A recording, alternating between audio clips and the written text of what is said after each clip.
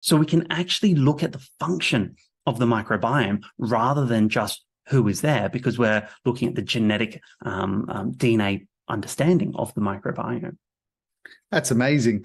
And also, so it gives you a basic profile of the organisms that are present at a very high resolution, probably the highest of technologies available right now, and based on the potential to produce different types of metabolites. Exactly. So it's just almost looking at bacteria as little factories that produce chemicals. Yes. So there's other metabolites like B vitamins, for instance, or folate. Yes.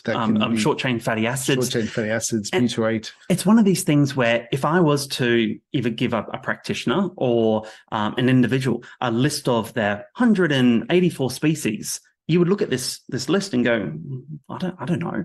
What am I going to do with this information? But if I provide you with the function of your microbiome, with, you're not producing enough butyrate, you're producing too much hexa-LPS, you're not producing enough IPA, we know that they're linked with, gut inflammation, motility, systemic inflammation. You can take a step back and go, okay, well, how can I reduce hexa-LPS? How can I increase butyrate?